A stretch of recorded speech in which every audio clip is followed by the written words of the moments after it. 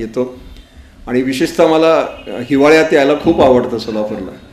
म्हणजे आता पुण्यात 5 डिग्री टेम्परेचर आहे, पण इथं खूप आल्हाददायक वॉर्मथ मिळते, ती त्याला म्हणतात. त्यामुळे इंग्रजीमध्ये जे वॉर्मथ मिळते ती इथं खूप छान मिळते. इथं लोक पण छान आहेत, ती गोष्ट वेगळी.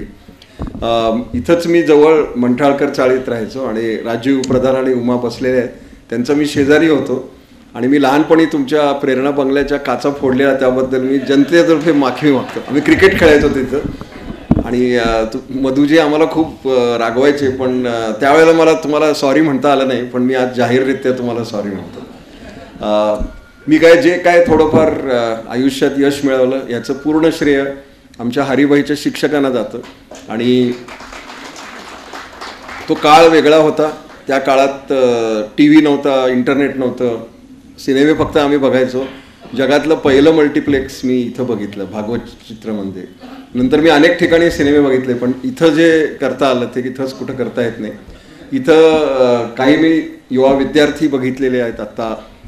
त्यांना मी एकच गोष्ट सांगू इच्छितो की तुमचा जन्म कुठं होतो आणि तुम्ही कुठल्या कुटुंबात जन्माला येता हे तुमच्या हातात नाही. त्यांना असं वाटतं की आपण कमी आहोत आणि पुण्या मुंबईत फक्त चतुर लोक राहतात, तर असं काही नाही. चतुर लोक सोलापूरला पण असतात. तुम्हाला फक्त चातुर्य कसं वापरायचं हे जर कळलं तर तुम्ही सर्वत्र यशस्वी होऊ शकता. मी आज ज्या विषयावर बोलणार आहे तो विषय खरं तर खूप मोठा आहे, पण मी थोडक्यात सांगायचा प्रयत्न करतो. आयोजकांच्या परवानगीनं मी साधारण 1-1.5 तास किंवा 1 तास बोलीन आणि नंतर जर तुम्हाला काही शंका असतील तर तुम्ही विचारा. फक्त तो शंका आणि प्रश्न ह्या विषयाशी संबंधितच मला विचारा. म्हणजे खातेवाटप झालं का मंत्रिमंडळ, त्याचा माझा काही संबंध नाही. आणि मी हे आत्ताच तुम्हाला सांगतो की AI सुद्धा हे सांगू शकत नाही, कारण भारतीय राजकारणाच्या मेंदूत काय चालतं हे जगात कोणालाही कळत नाही.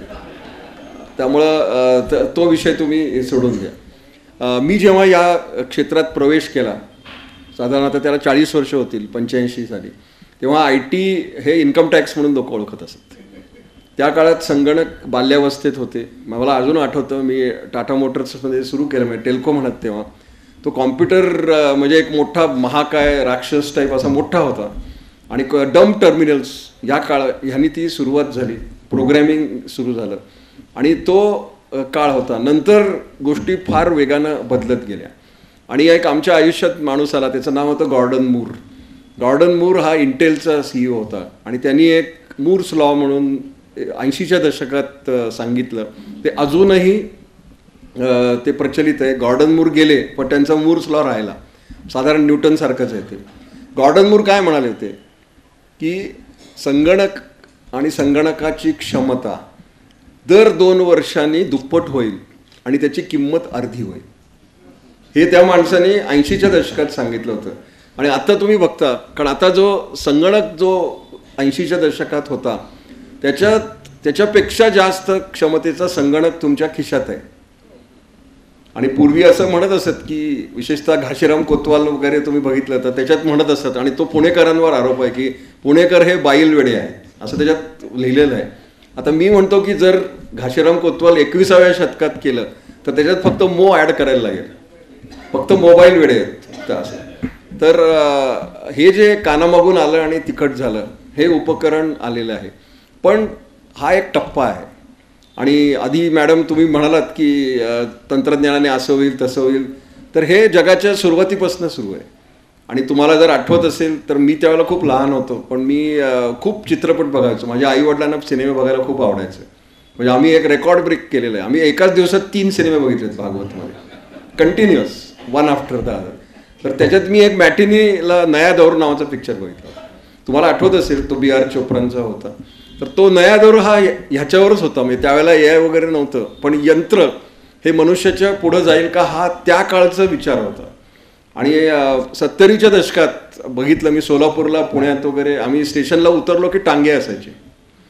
त्यावेळेला बाकी वाहतुकीचं काहीच नव्हतं, मग टांग्यातनं लोक प्रवास करत होते. मग नंतर काय झालं, नंतर रिक्षा आल्या, मग नंतर काय झालं, उबर आलं.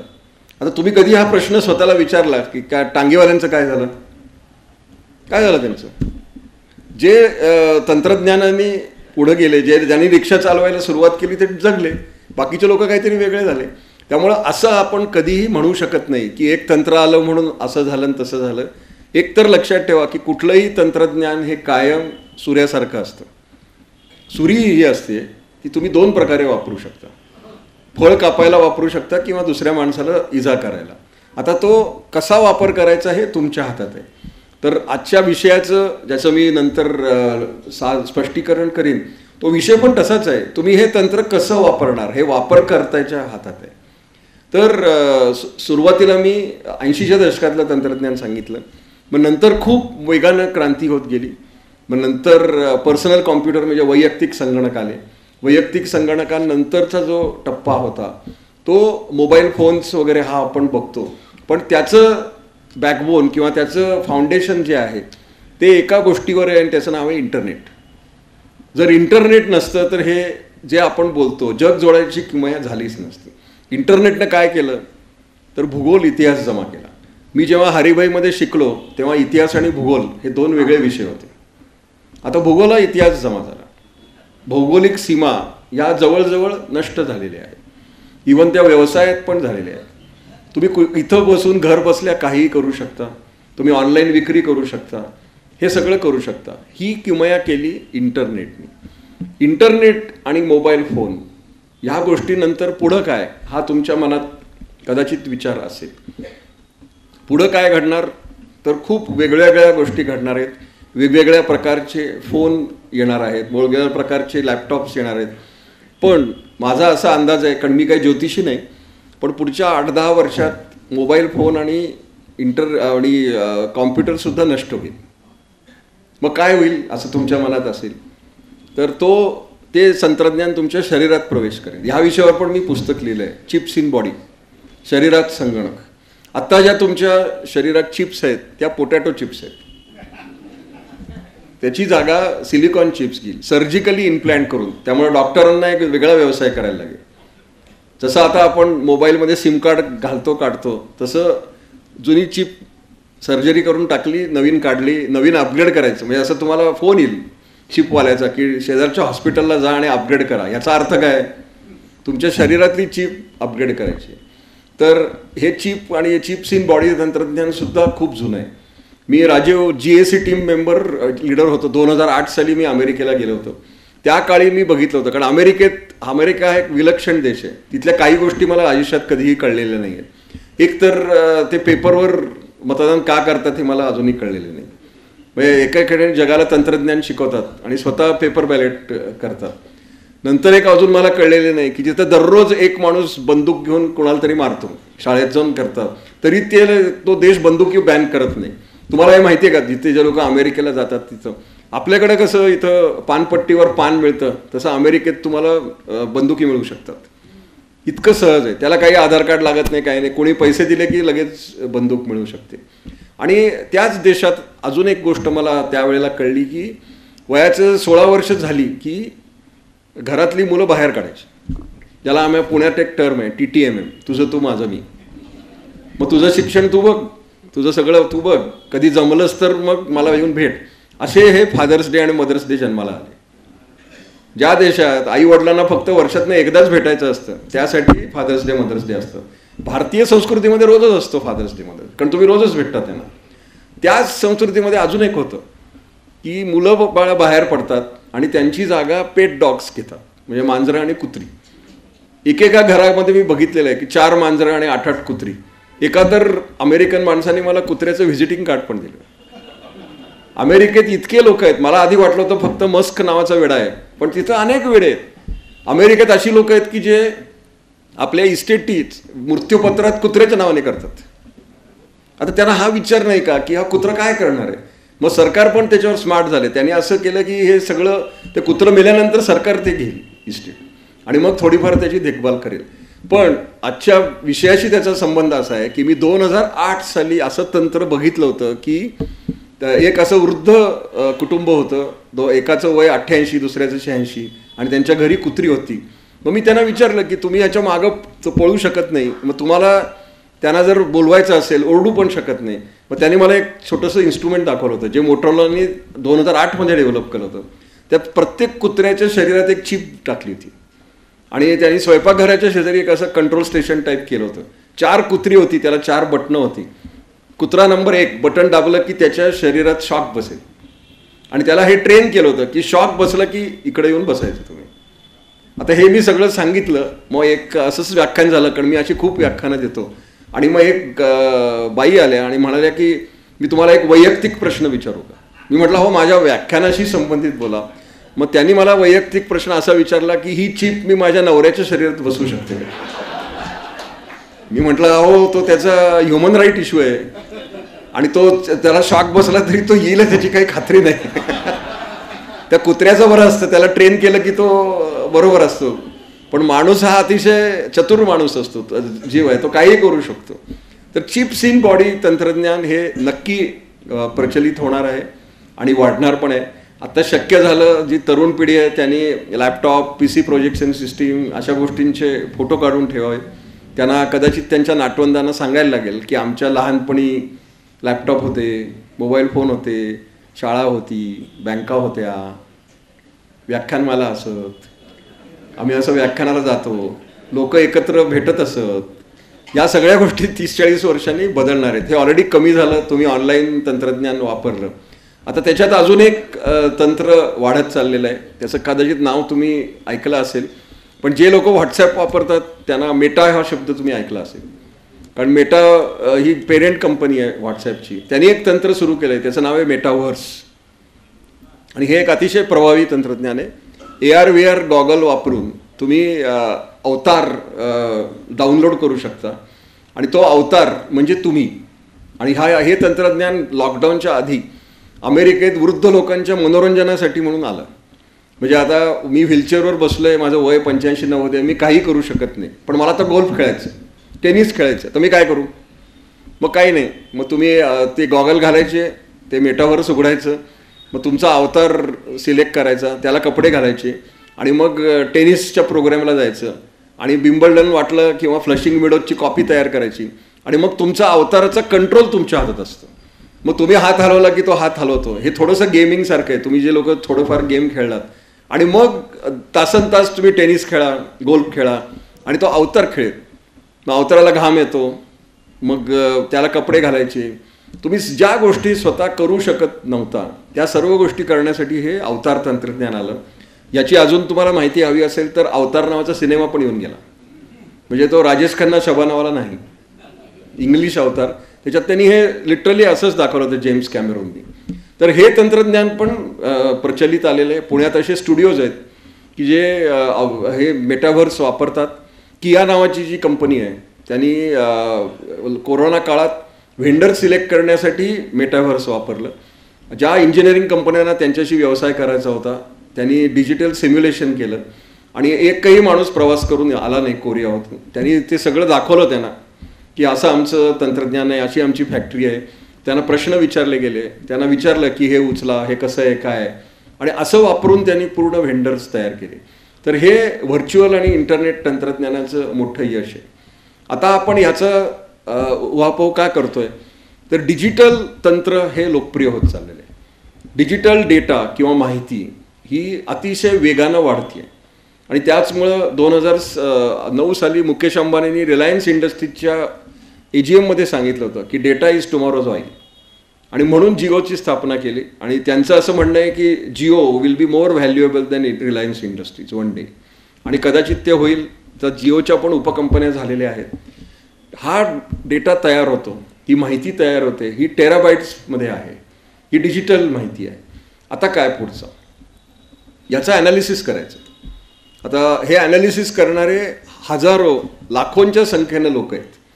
ते मेनली ह्याच्यात ज्या 3 कंपन्या आहेत, मायक्रोसॉफ्ट, गुगल आणि ह्या 2 कंपन्या, म्हणजे आमच्या इंडस्ट्रीमध्ये जसं आपल्या देशात आहे एक इंडिया आघाडी आहे आणि एक NDA आहे, तसंच IT इंडस्ट्रीमध्ये एक मायक्रोसॉफ्ट वर्ल्ड आहे आणि एक गुगल वर्ल्ड आहे. आणि फेसबुक आणि जी कंपन्या आहेत त्या कधी इकडं कधी तिकडं असं त्यांचं असतं. तर त्याला तुम्ही कुठला पक्ष ते तुम्ही ठरवा, तुम्हाला काय म्हणायचं ते. तर या लोकांनी काय केलं की हा डेटा जो तयार होतो आणि त्यांचं व्यापारी तंत्रज्ञान आहे, हे जे सगळे टूल्स आपण वापरतो ते फुकट आपण वापरतो. गुगल तुम्ही फुकट वापरता, फेसबुक तुम्ही फुकट वापरता, व्हॉट्सॲप तुम्ही फुकट वापरता. यामुळे तुम्ही काय करता हे तुम्हाला माहिती आहे का? तुम्ही हे फुकट वापरता आणि तुम्हाला खूप त्याचा आनंद होतो की काहीतरी फुकट मिळतं, पण तुम्ही पूर्ण तुमचं आयुष्य त्यांच्या ताब्यात देता. तुम्ही जे काय करता ते सगळं त्यांना कळत असतं. तुम्ही जे तुमचं व्यवहार आहे किंवा अभ्यास करता, तुम्ही शिक्षण करता, अशी कुठलीही गोष्ट जी तुम्ही इंटरनेट वापरून करता त्याची ती दखल घेतली जाते आणि ती कुठल्या तरी सर्व्हरवर स्टोअर होते. आणि मी ह्याचं उदाहरण बघितलं. आमच्या वालचंद कॉलेज ऑफ इंजिनिअरिंगचा एक व्हॉट्सॲप ग्रुप आहे, त्याच्यावर एकदा आमची चर्चा चालली होती की कॅमेरा कुठला चांगला आहे असं काहीतरी आम्ही बोलत होतो. आणि ह्याला सुद्धा आता 4-5 वर्ष होती. आणि त्याच्यानंतर आम्ही जे लोक त्या ग्रुपवर होतो त्यांना 7 मिनिटानंतर कॅमेराच्या ॲड्स यायला लागल्या फेसबुकवर. आता हे त्यांना कसं कळलं की हे कळलं? तर हे गोष्ट लक्षात ठेवा की तुम्ही जी कुठली माहिती सोशल मीडिया किंवा ह्याच्यावर देता त्याची मालकी तुमच्याकडे नाही. ती मालकी जो सर्व्हिस प्रोव्हायडर आहे त्याच्याकडे आहे आणि मग राईट टू ॲनालाइज त्याच्याकडे आहे. ते त्याचा कमर्शियलच वापर करतात. तुम्ही कधी हा विचार केला आहे का की गुगल, फेसबुक, मायक्रोसॉफ्ट फुकट सॉफ्टवेअर देतं तुम्हाला, मग त्यांना एवढं billions of dollars of profit कसं होतं? ते फक्त डेटा विकून तयार करतात. डिजिटल मार्केटिंग नावाचं एक उपशास्त्र जन्माला आलेलं आहे. पूर्वी मार्केटिंग हे पारंपरिक होतं. लोक एक्झिबिशन्स भरवायचे, स्टॉल्स टाकायचे, मग विक्री करायचे. आता त्याच्यावर डिजिटल मार्केटिंग हे एक वेगळं उत्तर आहे. त्याला फोकस मार्केटिंग म्हणतात की कुठल्या माणसाला. आता हे मी पुण्यात सहज घडताना बघतो. आता एखाद्या भागात जर एखाद्या बिल्डरला स्कीम करायची असेल तर तो पेपरात जाहिरात देत नाही. माझ्या दृष्टीनं आपल्या स्कीमची जाहिरात पेपरात देणं याच्यासारखं मूर्खपणा दुसरा नाही. ज्या माणसाला घर घ्यायचं त्याच्याचपर्यंत जा ना तुम्ही. ज्याला घर घ्यायचंच नाही त्याला कशाला तुम्ही माहिती देता? मग असे प्रॉस्पेक्ट शोधायचे, त्यासाठी हंटिंग करायचं आणि फक्त त्याच व्यक्तीला सांगायचं की हे माझ्याकडे आहे. हे जे तंत्रज्ञान आलं आहे हे तंत्रज्ञान मिळतं ते ॲनालिटिक्समुळे मिळतं. गुगल ॲनालिटिक्स हे एक टूल आहे, उत्कृष्ट आहे. फेसबुक पण हे करतं. आणि मग गुगलचं अजून एक आहे सर्च इंजिन ऑप्टिमायझेशन. पैसे घेऊन काय करतं गुगल सर्चवर. तुम्हाला जर वाटलं की तुम्ही वर आला पाहिजे, समजा मी आता लिहिलं की बेस्ट रेस्टॉरंट इन सोलापूर असं गुगल केलं तर 3-4च रेस्टॉरंट येतील. मग ही कोण असतील? जे गुगलला पैसे देतील. जर तुम्ही गुगलला पैसे दिले नाहीत तर त्यांच्या लिस्टिंगमध्ये तुमचं नावच येणार नाही. आता मी गुगलचं नाव का घेतो? कारण जगात दुसरं कुठलं सर्च इंजिन एवढं लोकप्रिय नाही. ज्या लोकांनी सर्च इंजिन काढली याच्यात मायक्रोसॉफ्ट आहे, इतर सर्व लोक, याहू आहे, हे सगळे बंद झाले. त्यामुळे आता हळूहळू आपण एकाधिकारशाहीकडे चाललेलो आहोत. आता ही माहिती तयार झाली, ह्याचं पृथक्करण पण झालं, मग ह्याच्यावरनं पॅटर्न्स तयार झाले. मग पॅटर्न्स केल्यानंतर काय? निर्णय क्षमता. ही जे मानवी मेंदूत असते आणि हे निर्णय क्षमता करून आपण मानवाच्या मेंदूचं काम करायचं, ह्याचे पण प्रयोग अनेक वर्षापासून सुरू आहेत. मी स्वतः आठवतो मला, आम्ही एक कोबोल प्रोग्रॅम टाटा मोटरमध्ये असताना लिहिला होता. इन्व्हेंटरी कंट्रोल्स हा होता की वेअरहाऊसमध्ये स्टॉक असायचा एखाद्या आयटमचा, तो कमी झाला. एक रिऑर्डर लेव्हल म्हणून एक टर्म असते, त्या लेव्हलला गेला की आपण ऑटोमॅटिक परचेस ऑर्डर करायची. असं मी एक प्रोग्रॅम अल्गोरिथम तयार केला. मग आमच्या अकाउंट्स डिपार्टमेंटला गेलो आणि त्याला मी सांगितलं मला असं करायचं आहे, तुम्ही मॅन्युअली ऑर्डर्स सही करून काढता, ते बंद करूया आपण. मी तुम्हाला त्या रिऑर्डर लेवलवरनं कुठल्या व्हेंडरला ऑर्डर द्यायचं ते शेअर ऑफ बिझनेसवरनं डायरेक्ट देईन आणि तुम्ही डायरेक्ट हे प्रिंट करा. मला वाटलं होतं की मी काहीतरी फार चांगलं काम केलं, माझं कौतुक होईल. तर त्या अकाउंट्स माणसांनी सांगितलं हे अजिबात करायचं नाही असं. आणि तो अतिशय त्याच्या चेहऱ्यावरनं मला कळत होतं की त्याला प्रचंड राग आला होता. मी जे सांगतोय त्याचं मला कळलं नाही असं का होतं. मग मी 3-4 महिन्यांनी तो मला भेटला आणि तो मला म्हणाला की दीपक, तुला त्यावेळेला आवडलं नाही, पण मी तुला खरं कारण सांगतो, तू जे म्हणतोस ते जर मी केलं तर हे बघतात का, हे 5 लोक क्लर्क्स आहेत, त्यांच्या नोकऱ्या गेल्या असत्या. तर आम्ही टाटा ग्रुपमध्ये सर्व समाजशिक्षक असतो आणि अजूनही त्या बाबतीत मी टाटा ग्रुपचा अतिशय आभारी आहे की तिथं जर असे लोक काढणं हा प्रकार नसतो, ते लोक डिप्लॉय होतात. पण मी त्याला म्हटलं की असं असू शकत नाही. जर तंत्रज्ञान असेल तर तुम्हाला काहीतरी वेगळा विचार करायला लागेल. जे काम यंत्र चांगलं करू शकतं ते त्याला करून द्यावं आणि त्याचा कंट्रोल तुम्ही तुमच्या हातात ठेवा आणि त्याच्याकडनं काम करून घ्या. हे असं करून घेणं. आता आर्टिफिशियल इंटेलिजन्स किंवा कृत्रिम बुद्धिमत्ता हा जो विषय आहे त्याचा हा पाया आहे. जेव्हा संगणक आपोआप निर्णय घेतो संगणक आपोआप गोष्टी करतो. जी गोष्ट त्याला पूर्वी कसं आहे की तुम्ही सांगितलं की तो सांकाम्यासारखं काम करायचं.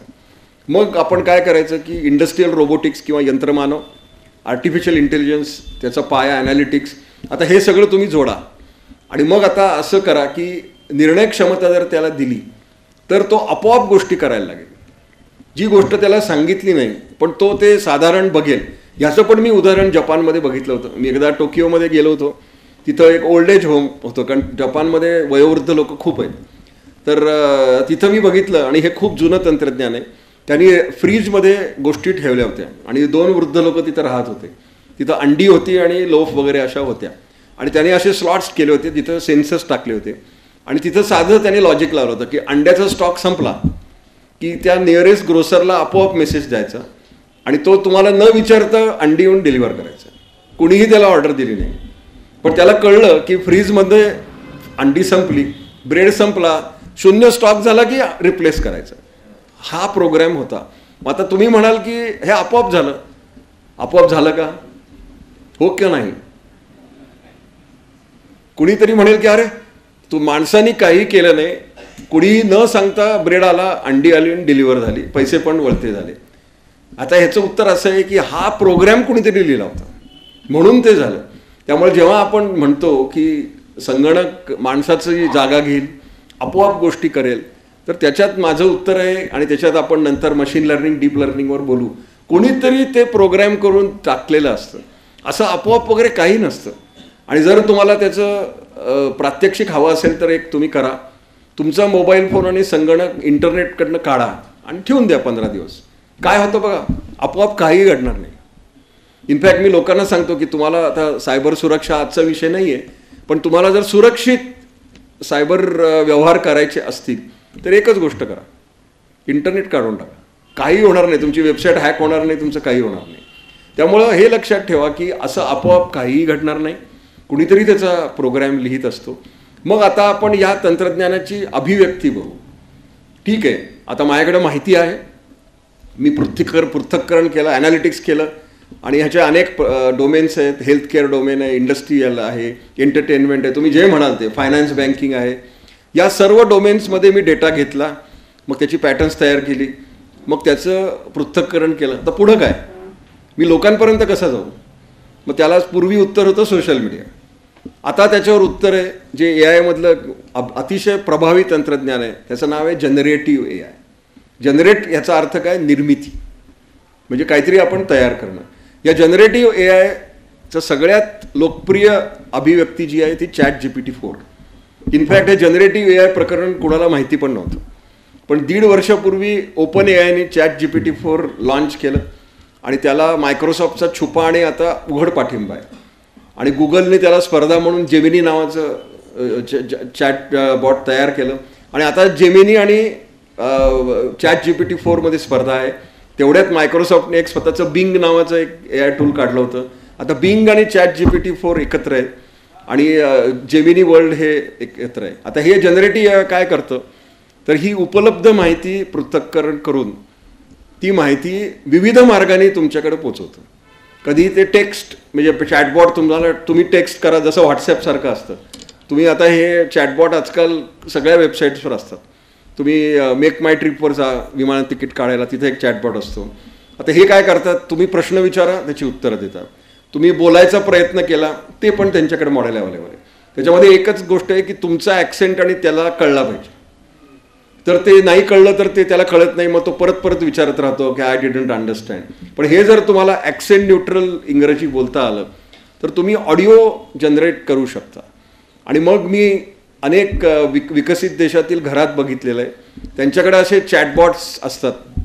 तुम्ही घर उघडलं की तो चॅटबॉट तुमच्याशी मित्रासारखा बोलायला लागतो. Hi, how are you, good to see you, how was your day today. हे नॉर्मली कोण बोलतं? तर कोणी, आता बायको म्हणू नका, बायको एवढं छान बोलत नाही. आणि जर एवढ्या छान तुमच्याशी बोलत असतील तर तुमचे वैवाहिक संबंध खूपच छान आहेत. आणि एवढे जर सातत्याने तुम्ही बोलत असाल तर जे तुम्हाला परत एक इथं पुरस्कार देतील. तर सांगायचा मुद्दा असा की अनेक एकाकी वृद्ध व्यक्ती हे चॅटबॉट वापरतात. अलेक्सा, सिरी ही त्याची उदाहरणं आहेत. पण ती आता प्रभावी होत चाललेली आहे. पूर्वी फक्त Alexa how is the weather today वगैरे ह्याची प्रश्नोत्तर मॉडेल होतं. आता ते आपोआप सांगतं, तुमच्या सवयी स्टडी करतं. तुम्ही सकाळी उठलात मग तुम्ही काय करता, मग ते तुम्हाला सांगायला लागतं. मग आता असं कल्पना विचार करा की तुम्ही त्या चॅटबॉटला विचारलं की सोलापुरात सगळ्यात चांगली भजी आणि मिसळ कुठं मिळते, जरा सांग ना मला, असं अगदी प्रेमानं विचारा. आणि मग असं उत्तर आलं की तुमचं 3 दिवसापूर्वी चेकअप झाला, तुमची ब्लड शुगर वाढली आहे, तुम्हाला हे आता झेपणार नाही, तुम्ही असं करा, मी तुम्हाला सॅलड बारचा नंबर देते. आता हे काम कोण करायचं घरात? पूर्वी तुमची जी बायको, त्यांना तुम्ही आणलेलं आहे इथं, तर AI चॅटबॉटनी हे पण काम करायचं सुरुवात केलं. म्हणजे ते फक्त माहिती देत नाही, तर त्यांचं ओपिनियन पण देतं, म्हणजे त्यांचं मत काय आहे या विषयावर. आणि हे ओपिनियन दिल्यामुळं एक मित्र किंवा मैत्रीण अशा प्रकारे हे झालेलं आहे. आणि मी तुम्हाला ज्या उपदेवापी माणसाचं नाव सांगितलं, मस्क, यांनी एक जाहीर केलंय की अजून 2 ते 3 वर्षात तो अमेरिकेत ह्युमनॉइड्स तयार करतोय. ह्युमनॉइड्स म्हणजे ह्युमन लाईक रोबो. त्यांना स्किन, कातडी ही मानवासारखी असेल, रंग सुद्धा आपल्यासारखा असेल. अजून 4-5 वर्षांनी तुम्ही न्यूयॉर्क, सॅन फ्रान्सिस्कोला गेलात आणि तुमच्या शेजारी एक कुणीतरी गेलं, तर ती व्यक्ती आहे का रोबो आहे हे तुम्हाला कळणार नाही. त्याच्यात मेंदू आहे, त्याच्यात पृथक्करण करायची क्षमता आहे, त्याच्याकडे गुगल ग्लास टाईप टूल आहे, ते सतत शिकत असतं, समोर बघतं, पृथक्करण करतं. आणि त्याला जर कळलं की समोर जे आलेत, तर तो माहिती नसताना सुद्धा हाय हाऊ आर यू, किती दिवसांनी आलात, असं तुमच्याशी बोलेल जसा काही तुमचा मित्र होता. मग तुम्हाला आश्चर्य वाटेल की हा माणसाला तर आपण आयुष्यात कधी भेटलो नाही आणि हा आपली चौकशी का करतोय. तर हे त्याच्या मागचं उत्तर आहे. हे रोबोटिक्स, AI आणि डिसिजन मेकिंग, जनरेटिव्ह AI हे एकत्रित स्वरूपात चाललेले आहे. या जनरेटिव्ह AIचे अजून 2 उपप्रकार आहेत. एक म्हणजे चित्र तयार करणं आणि नंतर म्हणजे व्हिडिओज तयार करणं, ऑडिओ तयार करणं. म्हणजे AR रहमाननी 3-4 महिन्यापूर्वी सांगितलं होतं की किशोर कुमार आणि लता मंगेशकरच्या आवाजात गाणी त्याला रेकॉर्ड करून पाहिजे होती. आणि ह्याचं मी टूल एका स्टार्टअपमध्ये मी IIT पवईमध्ये बघितलं होतं. त्या एका मुलांनी ते तयार केलं होतं की तुम्ही फक्त, त्यांनी काय केलं होतं की 4-5 संगीतकारांच्या पॅटर्न्स तयार केले होते, मग 4-5 गायकांचे पॅटर्न्स तयार केले होते, राग एका साईडला होते. मग त्यांनी मला सांगितलं की तुम्ही 4 ओळी कुठल्याही सांगा. आता ते तयार करण्याला सुद्धा मला काहीच गरज नव्हती, जनरेटिव्ह AI ते पण करतं. तुम्ही स्क्रिप्ट तयार करा, तुम्ही कविता तयार करा, मग तो तुम्ही ठरवा की तुम्हाला कोणाच्या तोंडून त्या गाऊन घ्यायचंय. तुम्ही ठरवा की हे ड्युएट आहे, पहिली 2 ओळी लता मंगेशकर, नंतर किशोर कुमार, त्यांच्या आवाजात हुबेहूब गाणं त्यांनी मला दाखवलं. तुम्हाला कळणार पण नाही. अरे तुम्ही विचार करा की असं गाणं तर नव्हतं, कारण आपण कधी ऐकलंच नाही. अशी असतात गाणी की जी तुम्ही ऐकलेली नसतात, ती लोकप्रिय नसतात, मग तुमचा विश्वास बसतो की असं गाणं कदाचित असेल, आपल्याला माहिती नसेल. तर हे एक भयावह चित्र आहे. आणि याच कारणासाठी हॉलिवूडमध्ये मागच्या वर्षी सर्व स्क्रिप्ट रायटर्स संपावर गेले होते. आणि त्यांचं की हॉलिवूडमधनं तुम्ही AI हद्दपार करा. नाहीतर काय व्हायचं की अमेरिकेमध्ये स्क्रिप्ट रायटर्सना पैसे द्यायला लागायचे. त्यापेक्षा हे बरं आहे ना, मी AIला सांगेन की ही स्टोरी आहे. आणि हे भारतात तर खूप सोपं आहे, कारण मला एकदा मनमोहन देसाईंची मी मुलाखत वाचली होती की त्यांनी सांगितलं होतं की पूर्ण भारतीय सिनेमे हे फक्त 4 प्लॉट्सवर फिरत असतात इकडे तिकडे. एक लॉस्ट अँड फाउंड फॉर्म्युला असतो, मग अजून काहीतरी असतं. बेसिक फॉर्म्युला हा सेमच असतो, विविध मार्गाने तो व्यक्त होतो. आता तुम्ही विचार करा की AI मधला अजून एक भाग आहे, तो म्हणजे प्रॉम्प्ट इंजिनिअरिंग. AI जनरेटिव्ह AIशी संवाद कसा साधायचा ह्याचं पण एक शास्त्र आहे. दुर्दैवाने भारतात कुठलंही विद्यापीठ शिकवत नाही. जर सोलापूर विद्यापीठांनी ठरवलं तर इथल्या विद्यार्थ्यांचं खूप भलं होईल की या AI काम कसं करून घ्यायचं, याचं एक शास्त्र आहे प्रॉम्प्ट इंजिनिअरिंगचं. ते जर तुम्ही त्यांना व्यवस्थित शिकवलं प्रॉम्प्ट्स, तर तुम्हाला अपेक्षित उत्तर मिळेल. मग या प्रॉम्प्ट्सचा वापर करून तुम्ही स्क्रिप्ट तयार करू शकता, तुम्ही पुस्तकं तयार करू शकता. म्हणजे मी सांगितलं होतं की मी अनेक दिवाळी अंकात लेखन केलं. मला एका माणसाने सांगितलं की मी दिवाळी अंक 15 दिवसात तयार कर. कारण तुम्हाला माहिती आहे की पुण्यामध्ये दिवाळी अंकासाठी लेख मिळवणं हा एक मोठा उपद्व्याप असतो. लेख, मग किती मानधन, मग काय. त्यांनी सांगितलं माझं 0 होतं, कारण मी सगळे लेख AIने जनरेट केले. विषय सांगितला, या विषयावरचा हा लेख पाडून द्या. आणि त्याला मी सांगितलं मग तू लिहिलंच का AI? तो म्हणला नाही, आपल्याकडे एक सुंदर व्यवस्था आहे, ती म्हणजे टोपण नाव. टोपणनावामध्ये त्यांनी काय केलं की जी व्यक्ती प्रचलित साहित्यिक नाही आहे त्याच्या नावाने तो लेख तिथं छापला. फक्त त्यांनी कबूल केलं होतं की हा AI जनरेटेड दिवाळी अंक आहे. तर हे प्रकार सुरू झालेले आहेत. म्हणजे तो कदाचित जे मला 4-5 वर्षांनी बोलवणार पण नाही, ते म्हणतील तुम्हाला बोलवायची गरजच नाही, आम्ही AI एनेबल्ड रोबोटिक स्पीकर ठेवलेले आहेत. रोबो येतो, तुम्हाला हवं त्या विषयावर व्याख्यान देतो, तुम्हाला हव्या त्या भाषेत देतो आणि मानधन पण द्यायचं नाही त्याला. किती सोपं आहे ना ते. बंगलोर हैदराबादमध्ये शाळा आहेत, त्यांच्याकडे रोबोटिक टीचर्स आहेत, शिक्षक तयार झालेत, हाडामासाचे शिक्षक नाहीत. आणि त्यामुळं हे चित्र जर तुम्हाला थोडं नकारात्मक आणि भयावही वाटत असेल तर मला हे तुम्हाला सांगायचं आहे की कुठलंही तंत्रज्ञान तुम्ही कधीही थांबवू शकत नाही. बरं वाईट असू दे, काही असू दे, ते होणारच. म्हणजे ह्याच विषयावर रजनीकांतनी एक रोबो नावाचा सिनेमा पण काढला होता खूप वर्षापूर्वी. म्हणजे त्याला जवळ 8-10 वर्ष होती. त्याच्यात शेवटी असं दाखवलं होतं की तो रोबो ऐश्वर्या रायच्या प्रेमात पण पडतो, असं पण दाखवलं होतं. मग ते त्याला मारायला अजून एक गोष्टी करायला लागतात. तर ह्या कविकल्पना नाही आहेत, यातल्या काही गोष्टी सत्यात घडत आहेत, अनेक गोष्टी घडणार आहेत. आता तुम्ही ह्याचा चांगला वापर मानव म्हणून कसा करणार. तर मी आजच्या सेवा सदन शाळेत पण मी हे उदाहरण दिलं होतं की आपल्या लहानपणी आपण एक कथा ऐकली होती की एक दिवा होता, मग त्या दिवाला आपण घासला की एक राक्षस येतो आणि तुम्ही सांगाल ते काम करतो आणि हे तुम्ही त्याच्यावर विश्वास बसला. आता तुम्ही एक घटकेवर समजा की हे AI म्हणजे तो राक्षस आहे, तुम्ही जे सांगाल ते काम करेल आणि जर तुम्ही कंटिन्युअसली त्याच्याशी वागत गेला तर तो तुमचं वर्तणूक स्टडी करेल, त्याच्यावरनं तुमच्या मित्रासारखं तुम्हाला सांगेल औषध घेतलं का, दारू खूप होतीये, थांबा इथं. हे जे काम बाकीचे लोक करतात हे सगळं AI एनेबल्ड चॅटबॉट करेल आणि सांगेल की तुमची जीभ जड होत चाललेली आहे, थांबा. अशा गोष्टी पण ते करेल.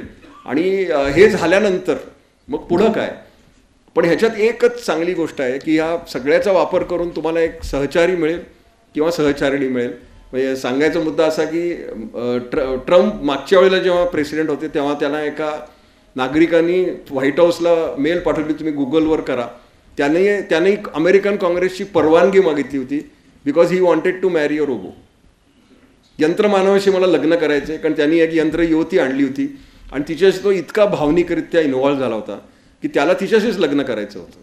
आता मी आधी जो उदाहरण दिलं की कुत्र्याच्या नावाने इस्टेट करणं आणि रोबोशी लग्न करणं हे एकाच वेडेपणाचं 2 बाजू आहेत ह्या. तर माणसं असं करतात, ते का करतात माहिती नाही. ह्याच्यावर पण बॉलिवूडनी एक सिनेमा आणला होता, तेरे बातों ने मुझे उलझा दिया. त्यात कृती सेनॉन ही रोबो होती आणि ती रोबोसारखीच वागत होती. तर हे सगळं घडतंय. फक्त ह्याच्यावर जर तुम्हाला स्मार्टली विचार करायचा असेल तर एकच गोष्ट तुम्हाला करायची आहे की स्वतःचं डिजिटल वर्तणूक, डिजिटल बिहेवियर ही मर्यादित ठेवा. तुम्ही उठलं सुटलं सगळ्या गोष्टी रोजनीशी सारख्या डिजिटल तंत्रज्ञानाला सांगू नका. म्हणजे मी त्या बाबतीत अतिशय पर्टिक्युलर आहे. मी अतिशय मर्यादित डिजिटल तंत्रज्ञान वापरतो. मी तर लोकांना हे सांगतो की शक्य झालं तर रविवारी मोबाईल फोन आणि इंटरनेट बंद करा. फोन फक्त संवादासाठी वापरा. हे बाकी व्हॉट्सॲप वगैरे जे खूळ आहे ना, एक दिवस बघा ना कसं होतं आणि तुम्हाला एकदम जाणवेल की जीवन चांगलं आहे हो खूप. अरे समोरचा माणूस छान बोलतो, कारण तो आणि तुम्ही व्हॉट्सॲप बघत नाही आहात. हा प्रयोग करून बघा. आणि हे जर तुम्ही केलं तर तुम्हाला हे आत्तापर्यंत कळलं असेल, मी जे आता गेले पाऊण तास सांगतोय की AI हे फक्त डिजिटल माहितीचं पृथक्करण करतं. जी माहिती डिजिटल तंत्रज्ञानात नाहीच ती त्याला कळणारच नाही आणि त्याच्यावर तो काय ॲनालिटिक्स करणार. जर तुम्ही स्वतःचं अस्तित्व मर्यादित ठेवलं, आणि हाच पुढचा जो सायबर गुन्ह्याचा विषय आहे त्याच्यावर हे उत्तर आहे की तुम्ही ॲक्च्युली, मी सगळ्यांना सांगतो, इथं युवा पिढी पण आहे, की डिजिटल संस्कार वर्ग निर्माण करायची गरज आहे. आणि जर साहित्य परिषदेने याच्यात पुढाकार घेतला, नवीन उपकरणं कशी वापरायची, त्याच्यात काय करायचं नाही, काय करायचं. आणि आजकाल आपले गुन्हेगार जे आहेत हे अतिशय थोर कलाकार आहेत असं माझं मत आहे. ते खरं ते कलाकारच आहेत, फक्त ते आपलं डोकं चुकीच्या डायरेक्शनला वापरतात. पूर्वी अगदी सोपं होतं, आम्ही चांदोबा वाचायचो, चोर कोण ह्याची व्याख्या सोपी होती. तो असा एक काळा कबिंदा माणूस आणि एक डोळा त्याचा लावलेला की तो चाचा. किंवा हिंदी सिनेमात सुद्धा टिपिकल माणूस, शेट्टीसारखा माणूस म्हणजे गुंड, अशी आपली कल्पना होती. पण सायबर क्रिमिनल्स असे नसतात, ते तुमच्या आमच्यासारखे लोक असतात. आणि त्यासाठी तुम्ही झमतारा नावाच्या OTTवर बघा, 2 सीझन झालेत त्याचे. असे लोक आहेत की त्यांना वाटतं की आपण कॉल सेंटरमध्ये काम करतो, but they are cyber criminals. तर आपल्या विश्वासाचा किंवा गैरविश्वासाचा ते फायदा घेतात. डिजिटल अरेस्ट हे नवीन प्रकार आहे. त्याच्या आधी कोविड OTP फ्रॉड होता. म्हणजे तुम्हाला फोन यायचा की तुम्हाला कोविड लस लवकर हवी आहे का, कारण मध्ये एक तो लोकांना भीती होती की मला कधी मिळणार, मेरा नंबर कब आएगा. जसं 3 दिवसापूर्वी होतं की मला मंत्रिमंडळात जायचं, मला फोनच येत नाही. ती मनोवृत्ती अशीच होती, मला कोविड लस पाहिजे पण मला काही होतच नाही आहे. लस तर तयार आहे पण ते सरकारने इतक्या कॅटेगरीज केल्या. मग पहिल्यांदा 60च्या पुढचे, मग त्याच्यात सुद्धा आजारी. मग मला असे लोक बघितले राजीव की पुण्यात जायचे आणि आपण आजारी आहोत त्याचे सर्टिफिकेट्स घ्यायचे आणि मग ते सांगायचे की आम्हाला लवकर करा. या काळात या सायबर क्रिमिनल्सनी एक नवीन फ्रॉड तयार केला. तुम्हाला फोन यायचा की तुम्हाला OTP येईल, तुम्हाला कोविड लस मिळेल, तुम्हाला 3-4 दिवसात ह्या केंद्रावर जायला लागेल. मग सगळीच माहिती द्यायची, तुमचं आधार कार्ड काय, तुमचं मोबाईल काय, आणि ती कोविड लस तर गेली, तुमचं बँक अकाउंट साफ झालं. तर अशा गोष्टी ज्या घडतात ते विविध प्रकारे घडतात. 10-12 वर्षापूर्वी इथिओपिया आणि नायजेरियातनं मेल यायचे की एक पार्सल सोडवा, किंवा एक लॉटरी स्कॅम म्हणून होता. काय प्रॉब्लेम आहे का? बंद करू का? थोडंसं फाटत नाही आवाज. फाटत नाही आहे. बरं, आता ऐकू येते का माग? ठीक आहे, मग तुम्हाला ऐकू येत, तुम्ही इथं बसा व्यासपीठावर. ठीक आहे, ओके. तर ह्या सायबर गुन्ह्याच्या ज्या नवीन नवीन पद्धती आहेत त्याच्यातली सध्याची पद्धत आहे ती डिजिटल अरेस्ट. ती आणि खूप शिकलेले लोक याला बळी पडतात. मला हे कळत नाही की एकतर किती वेळा सांगून मी याच्यावर इतकं लेखन केलं, इतकी व्याख्यानं दिली, पण नवीन नवीन लोक, कारण आपल्याकडं मी बघितलेलं आहे की अंधविश्वास हा खूप फार असतो. म्हणजे मला आठवतं की माझ्या एका आजीची मैत्रीण होती, ही 50 वर्षापूर्वीची गोष्ट आहे. तिच्या घरी ती दुपारी 2 वाजता कोणीतरी बेल वाजवली, आणि ही पुण्यात घडलेली गोष्ट आहे, कारण पुण्यात 1 ते 4 शक्यतो कोणी कोणाचं दार उघडत नाही. पण तरी तिने उघडलं आणि तिथं एक माणूस आला होता आणि तो म्हणाला मी तुमचं सोनं दुप्पट करून देतो. आणि मग त्याने दाखवलं, एक अंगठीची 2 पहिले एक 15 मिनटं केलं आणि नंतर सगळं सोनं घेऊन निघून गेला. मग मी तिला त्यावेळेला विचारलं की तुझ्या मैत्रिणीला कळलं नाही का की सोनं असं दुप्पट कधी होईल, असं होऊ शकत नाही. पण अंधविश्वास असतो, तसंच असतं. मग हे लोक तुम्हाला सांगतात की तुमच्या नावावर एक पार्सल अडकलेलं आहे, त्याच्यात ड्रग्ज आहेत, मग तुम्हाला हे करता येईल. आणि मध्ये अजून एक टाईपचा फ्रॉड होता, तो म्हणजे ED फ्रॉड. एन्फोर्समेंट डायरेक्टरमध्ये तुमचं नाव आलेलं आहे, आता तुमच्या घरावर रेड पडेल, अमुक होईल तमुक होईल. हे ED प्रकरण फार डेंजरस आहे, लोकांना इतकी भीती वाटते त्याची. मग याची एक पुण्यात घडलेली घटना आहे. एक शैक्षणिक अधिकारी होता PMC मधला, त्याने मला सांगितलं, त्याने हॉस्पिटलमध्ये लिहिलं, त्याला खूप बिल लावलं. नंतर त्याने लिहिलं तुमचा व्यवसाय काय, तर त्याने ED लिहिलं. तो एज्युकेशन डिपार्टमेंटमध्ये होता, पण त्या हॉस्पिटलची 5वर धारण बसली, त्याचं सगळं बिल एकदम 10% आलं एकदम. आणि मग नंतर त्याला कळलं की ते ED लिहिल्याचा हा परिणाम होता. पण या डिजिटल अरेस्टमध्ये ह्याचा पण गैरवापर होतो. तुम्हाला अरेस्ट केलं जाईल, आणि मग डिजिटल अरेस्ट म्हणजे एक व्हर्च्युअल पोलीस स्टेशन असतं, एक तोतया पोलीस अधिकारी असतो, आणि तो तुमच्याशी बोलतो, तुम्हाला सांगतो मला अमुक अमुक पैसे आणून द्या, लगेच करा नाहीतर मी तुम्हाला सोडवतो. आता हे सगळं घडतंय, आणि हे सर्वसामान्य लोकांना कळायला पाहिजे की डिजिटल अरेस्ट नावाची गोष्टच नाही आहे. जर पोलिसांना तुम्हाला पकडायचं असेल तर ते सर्च वॉरंट घेऊन तुमच्या घरी येतील, तुम्हाला पकडून घेऊन जातील.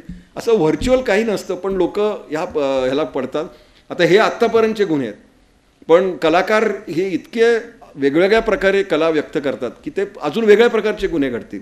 मला तर कोणीतरी सांगितलं की क्रिमिनल्स हे सुद्धा AI वापरतात.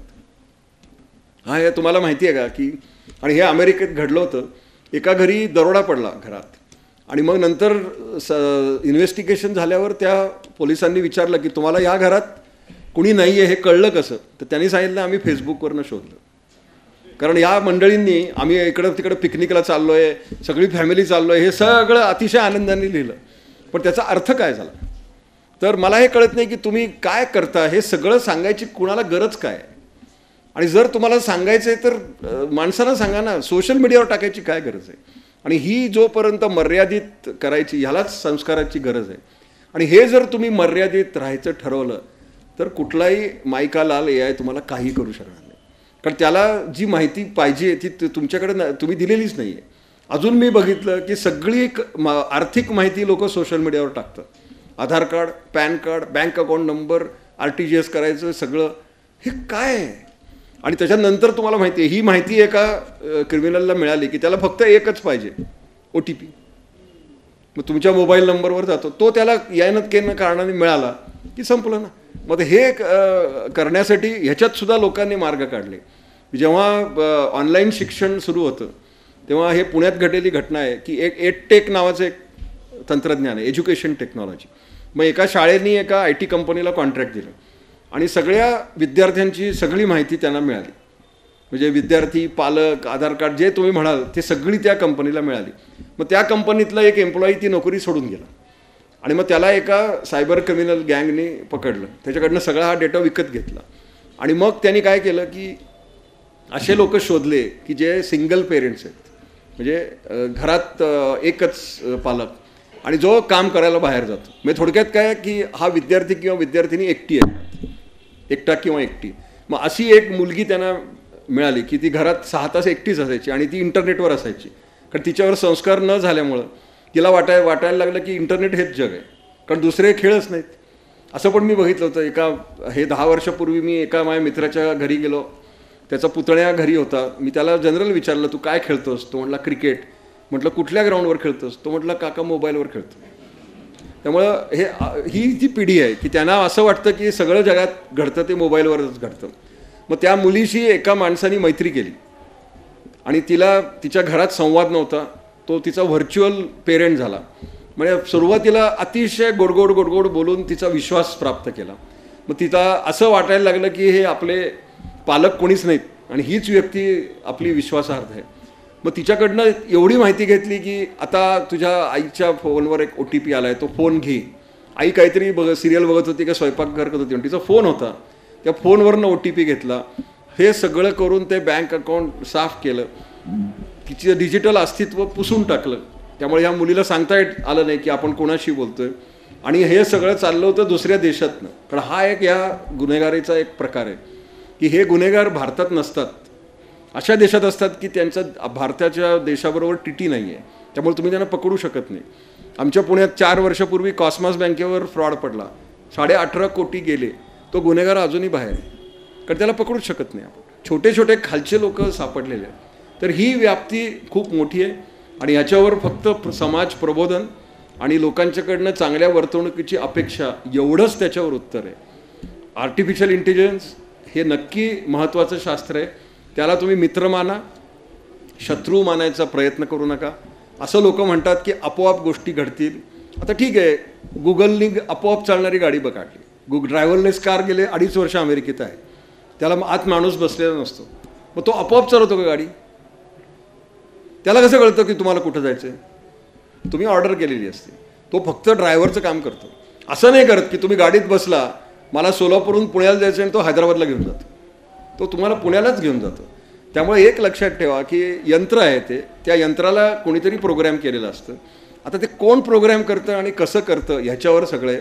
AI अजून एक शास्त्र आहे, डीप लर्निंग आणि मशीन लर्निंग. त्याच्याचबरोबर एक डार्क वेब नावाचं ते डार्क वेब म्हणजे मुद्दामून त्याला तसंच नाव दिलेलं आहे. ते असं एक इंटरनेट विश्व आहे की तिथं फक्त गुन्हेगारच असतात. आणि ज्या लोकांना डार्क वेबवर व्यवहार करायचे ते क्रिप्टोकरन्सी वापरतात, बिटकॉईनसारखी, आणि मग तिथनं खंडणी देतात. पण त्यासाठी तुम्हाला डार्क वेबवर जायला लागतं. हे सगळं एकाच तंत्रज्ञानाचे भाग आहेत.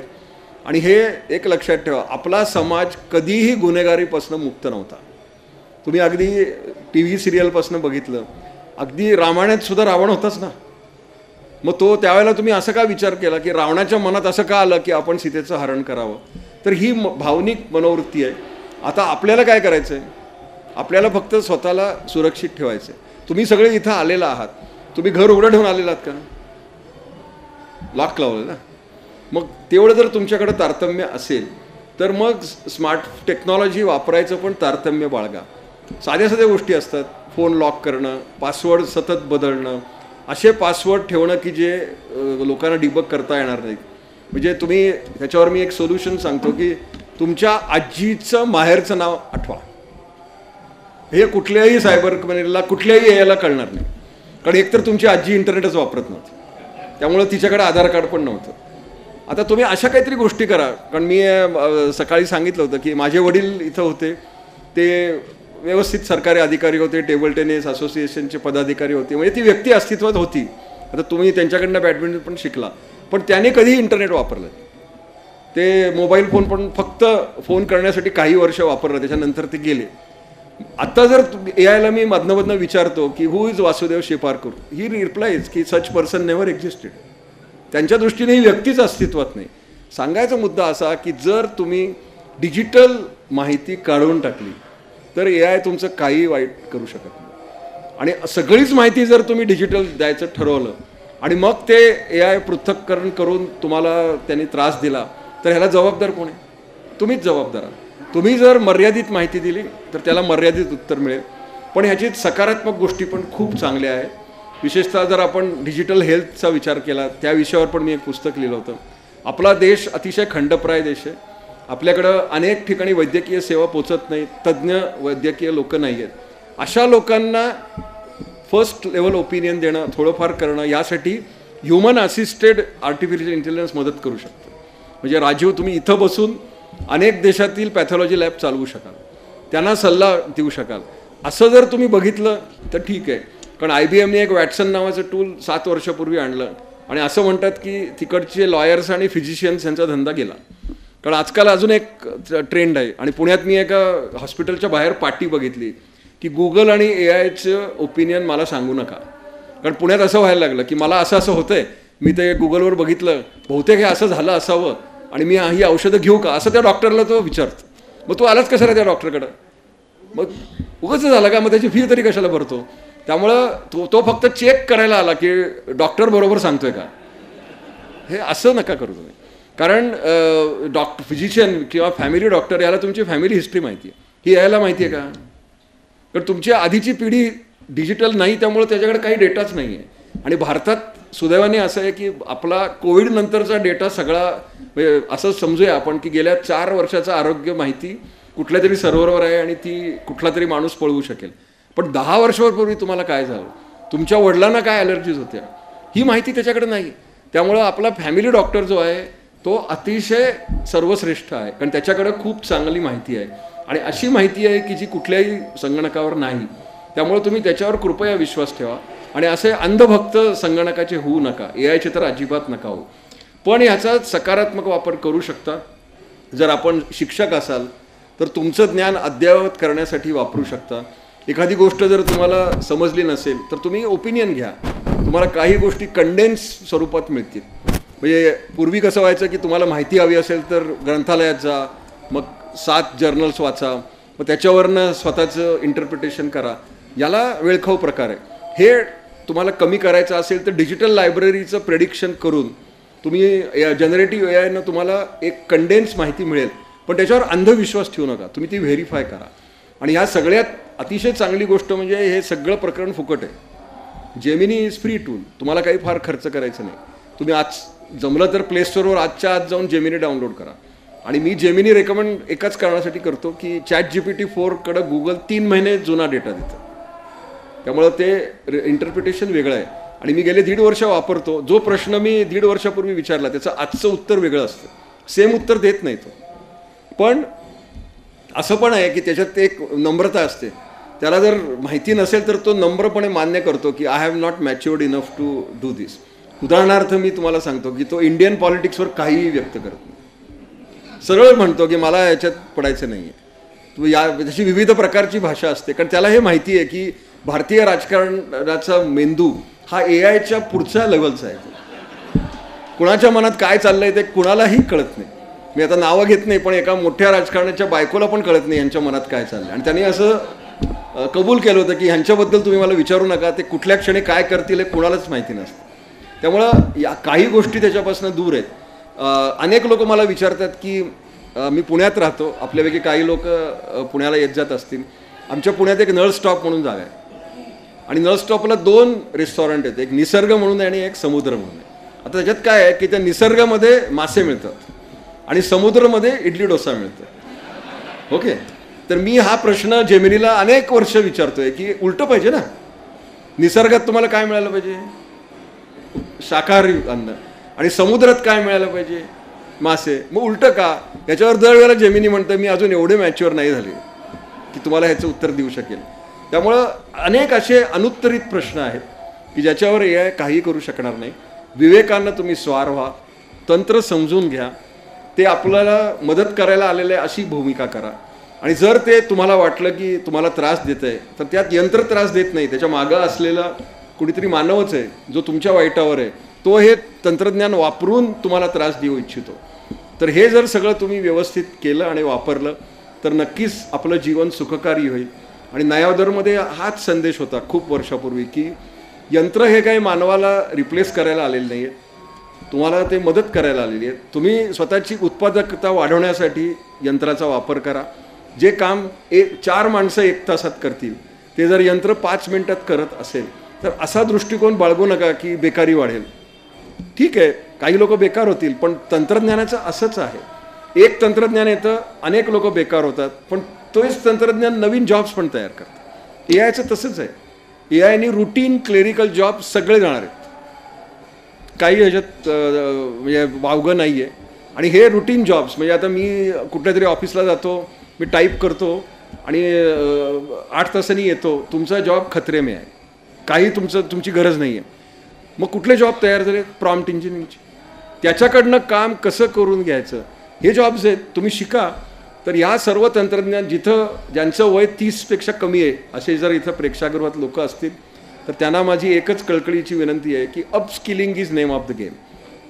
लर्नेबिलिटी हे स्किल वाढवा, सतत शिका. सतत शिकण्याची जर तुम्ही मनोवृत्ती ठेवली तरच तुम्ही तगाल. ज्या क्षणी तुम्ही म्हणाल की मी आता शिकणं संपवलं की तुम्ही संपलात, थांबला तो संपला. पण जर तुम्हाला आधुनिक तंत्रज्ञान विविध मार्गाने येईल, आत्ता 2024-25 मध्ये AI आहे, कदाचित 3 वर्षांनी अजून काहीतरी आहे. तुमचं काम काय ते पण शिका. तुम्ही ते कसं चांगलं वापरायचं त्याचा वापर करा, त्याचं पायलट करा, त्याच्यावर पण तुम्ही मार्ग काढा आणि नक्कीच तुम्हाला ह्या सर्व तंत्रज्ञानाचा चांगला फायदा होईल. आज ज्या गावात माझं शिक्षण झालं तिथं मी आलो आणि जे आज माझ्याबद्दल खूप बरं बोलले. शक्यतो पुण्यात असं होत नाही, एक पुणेकर दुसऱ्या पुणेकराबद्दल कधीही चांगलं बोलत नाही, पण यासाठी तुम्हाला सोलापुरातच यायला लागतं. त्यामुळं अशी स्नेही आणि प्रेमळ लोक मला ह्या गावात भेटली आणि मी तुम्हाला आत्ताच सांगतो जे मी पुन्हा येईन. नक्की बोलवा मला. तर आता मी इथं थांबतो. जर कोणाला प्रश्न असतील तर आपण घेऊया.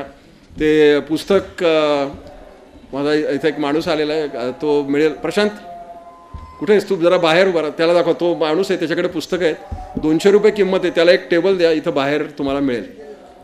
नाही त्याला माहिती नाही आहे ते. हां प्रशांत, त्यांना सांग फक्त जरा.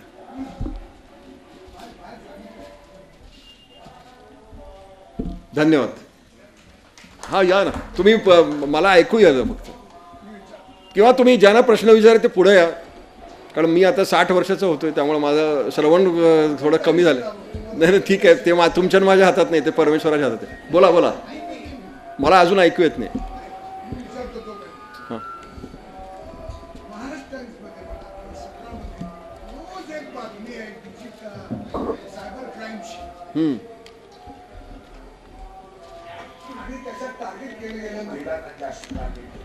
असं काही नाही, पुरुषांना पण होतं. एजेड महिला भाबड्या असतात. तुम्ही थोड्या टार्गेट व्हा असा मी त्यांना सल्ला देईन. तुम्ही जर स्मार्ट आणि सजग बनलात तर काय होणार नाही. नाही एक तर सायबर क्राईम का होतो तर तुम्ही त्याच्यावर अंधविश्वास ठेवता. आता OTP नाही द्यायचा, कमर्शियल माहिती नाही द्यायची. आणि असं कोणीही माणूस, तुम्ही असं ठेवा की तुम्ही एकट्या आहात आणि तुम्हाला कोणीतरी माणूस मदत करायच्या भावनेने येतो, असं कधी होतं का? असं कधी होत नाही. जी माझ्या आजीची मैत्रिणीची गोष्ट घडली, सोनं दुप्पट होत नाही. त्यामुळं तुम्ही जर सजग राहायचं ठरवलं तर काही होणार नाही. हे मानवी वृत्तीचं आहे.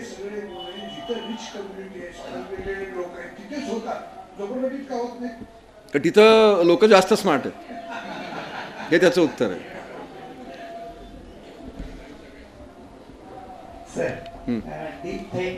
व्हिडिओ पण ते AI जनरेटेड आहे. तर त्याच्यावर मी आता माझा लोकमतवर लेख होईल. मी मोदींच्या ॲपवर पण लिहिलंय आणि तुमच्यापैकी जे लोक BJPशी संबंधित आहेत तुम्ही रविशंकर प्रसाद जे पूर्वी कायदा मंत्री होते आणि आता जे आहेत त्यांना कायदा करा, त्याचा ड्राफ्ट पण माझ्याकडे आहे तयार आहे. डीप फेक व्हिडिओ जर तुम्ही केले आणि पकडला गेला तर त्याला जबरी शिक्षा मिळाली पाहिजे, तर हे प्रकार कमी होतील. जी गोष्ट घडलीच नाही ती गोष्ट तुम्ही व्हर्च्युअली रिक्रिएट करू शकता डीप फेक व्हिडिओ. नाही आहे ना सध्या, दुर्दैवाने भारतात नाही आहे. युरोप युनियन अमेरिकन युनियन ह्याच्यामध्ये चाललेले आहेत प्रयोग, पण दुर्दैवाने भारतात नाही. या ना, ज्यांना प्रश्न विचारते पुढे या. त्यामुळे वन बाय वन, एक इकडे वन बाय वन. हां बोल, तुझं काय?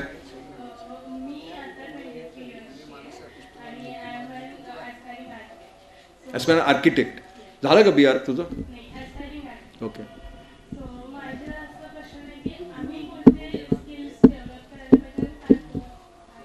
तू व्हर्च्युअल टेक्नॉलॉजी, मी तुला सांगितलं की आर्किटेक्ट काय करतो तर घराचं स्वप्न तयार करतो, आणि तुम्ही आता जे मॅन्युअल टूल्स वापरता किंवा त्याची प्रतिकृती करता, हे सगळं करायला डिजिटल प्रोटोटायपिंग टेक्नॉलॉजी वापरा.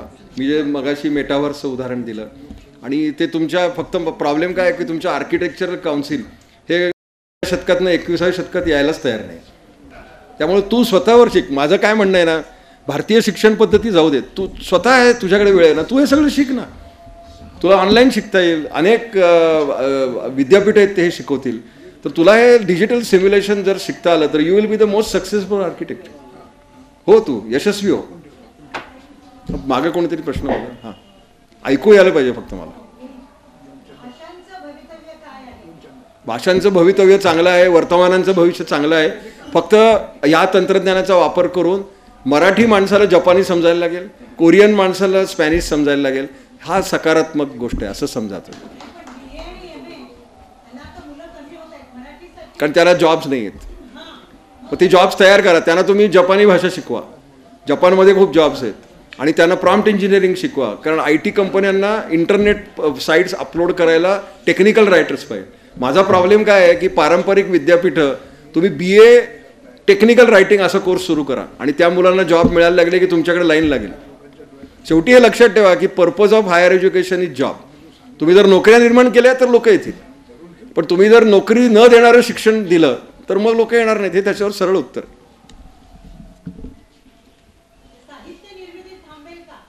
काही होणार नाहीत. साहित्य निर्मिती चालू राहील, AI जनरेटेड पण चालू राहील, मानव निर्मित पण चालू राहील.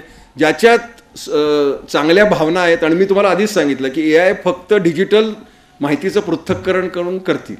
आता त्यामुळे जर तुम्ही प्रवास वर्णन टाईप बघितलं तर त्याला धोका आहे, कारण प्रत्येक गोष्टीबद्दल माहिती आहे त्याच्याकडं. त्यामुळे अशा ज्या साहित्यिक कृती आहेत, आता मी एक प्रयोग म्हणून मी पुढारीमध्ये 1.5 वर्षापूर्वी लेख लिहिला होता, AI जनरेटेड पावसाळ्यातली कविता. ती तुम्हाला असं वाटेल की मानवानीच लिहिलेली आहे, पण पावसाबद्दलच्या उपलब्ध कवितांवरनं ॲनालिसिस करून त्यांनी केलं होतं. आणि मग त्यांनी काय केलं की जे साधारण, आता नावं घेत नाही पण भारतीय संगीतकारांनी हे करतात, ह्या चालीतली एक ओळ इकडनं ढापायची. आता ही जे ढापाढापी करणारे जे साहित्यिक आहेत ना, त्यांना प्रॉब्लेम आहे. तुम्ही जर ओरिजिनल साहित्यिक असाल तर तुम्हाला काही धोका नाही.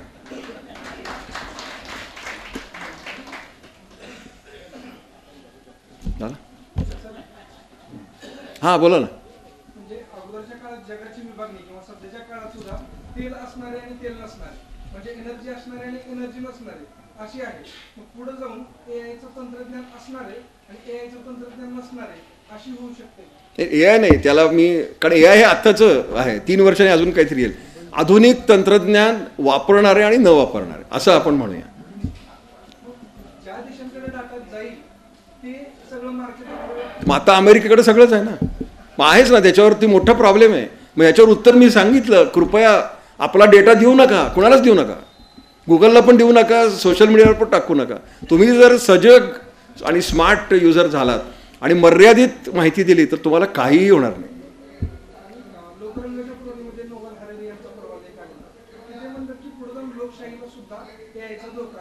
असं आता मी लहानपणी असताना पण असं ऐकलं होतं की सत महाबुद्ध होणार, जग बुडणार. आमच्या लहानपणी सोलापूरलाच असताना स्कायलॅब पडणार म्हणून आम्ही 3 दिवस आमच्या शाळेला सुट्टी होती. माझ्या पिढीचे लोक असतील त्यांना आठवत असेल, ती पडली का स्कायलॅब? ती स्कायलॅब पडली कुठंतरी पपुआ न्यू गिनीमध्ये. पण आम्ही किती घाबरलो होतो, आम्ही घरात बसलो होतो स्कायलॅब पडणार म्हणून. त्यामुळं अशी कृत्रिम भीती बाळगू नका, असं काही होणार नाही. तुमचं लग्न झालंय का? बायकोवर प्रेम करा स्वतःच्या.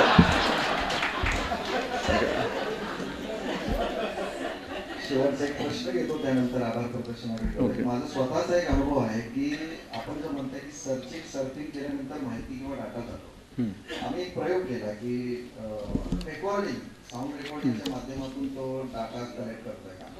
आम्ही मोबाईल नॉर्मल मोडवर घेऊन आम्ही चर्चा केली आणि उदाहरणार्थ खिद्रापूरचं मंदिर असं आम्ही चर्चा केली आणि त्यानंतर पण टाईप केलं KHI तर खिचडी पण यायला पाहिजे होती, पण डायरेक्ट खिद्रापूर आला. कारण तो तुम्ही हे बघा लक्षात ठेवा, तुम्ही जेव्हा ऑडिओ फोन तो ऑन केला तुमच्या मोबाईलवर त्यासाठी एक सॉफ्टवेअर वापरलं. फोन नॉर्मल मध्ये अहो नॉर्मल वगैरे काही नसतो, ते ऑडिओ रेकॉर्डिंग हे सुद्धा ॲपच आहे ना. असं काय अनेक लोक मला सांगतात की जेव्हा तुम्ही फोन ऑन ठेवून बसता तेव्हा तो नकळत अनेक गोष्टी रेकॉर्ड करत असतो, स्पायवेअर असतात. तर तुम्ही अजून एक करा की जर तुम्ही रात्री झोपत असाल तर फोन तुमच्यापासून थोडासा लांब ठेवा आणि जर तुम्हाला अतिशय कॉन्फिडेन्शियल गोष्ट बोलायची असेल तर फोन ऑफ करा, सायलेंटवर पण ठेवू नका. तर तुम्ही स्वतःला प्रोटेक्ट करू शकाल. कारण आजकाल CCTV अनेक तंत्रज्ञान आहेत आणि हे मोबाईलचं रेकॉर्डिंग हे खूप लोकांना धक्के बसलेले आहेत. तुम्हाला न सांगता तुमच्या घरात काय चाललंय ते कोणीतरी ऐकत असतं आणि हे असे डाउनलोड झालेले असतात, तुम्हाला माहिती पण नसतं की तुमच्या फोनवर असं काहीतरी कोणीतरी डाउनलोड केलेलं आहे. पण हे आपोआप होत नाही, तुमच्याच हितशत्रूने केलेलं असतं. त्यांना एवढं डोकं नसतं की याच्या फोनवर हे करा म्हणून, पण कोणीतरी हे करतं आणि असं लोक करत असतात.